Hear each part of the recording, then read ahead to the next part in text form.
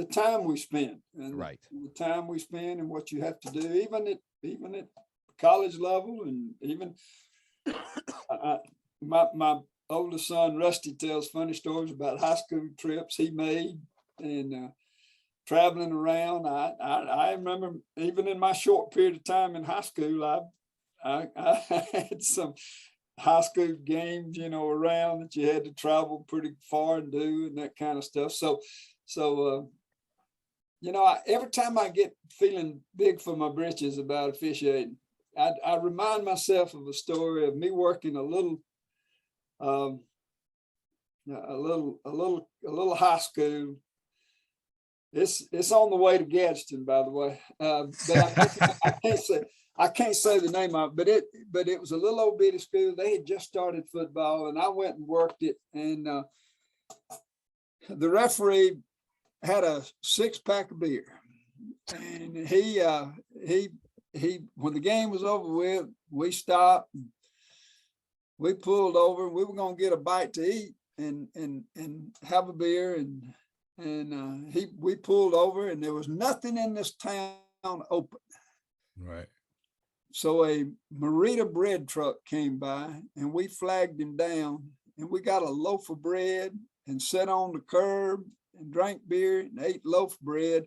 So anytime I get to thinking I'm a hot shot official, I think about sitting on that curb, drinking beer and eating bread. Right. You think Wow. that brings you back to know where you were when you Yeah. There you go. Right. Wow. So once you get in the NFL, because you said a name, you kind of briefly touched on Super Bowl. So how did it start out? Now, how was that transition? Now getting that call to the NFL?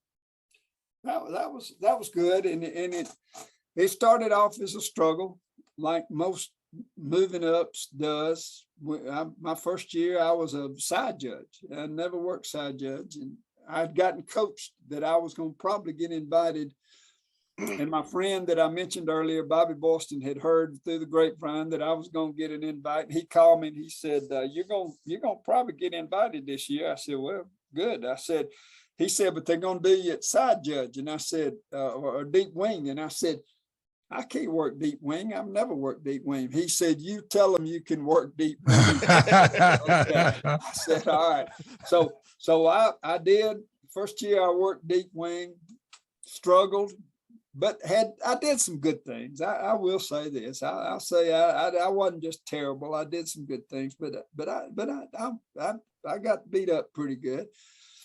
Got a call when the season was over with, and they said, "We're gonna move you to the line of scrimmage."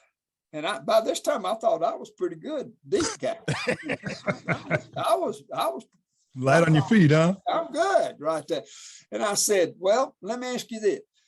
Are y'all moving me because I'm a bad deep official, or are you moving me because you need me on the line of scrimmage?" And I know we'll forget the response. It was, "Well, maybe a little of both." So I went to line judge the next year, and I struggled a little bit.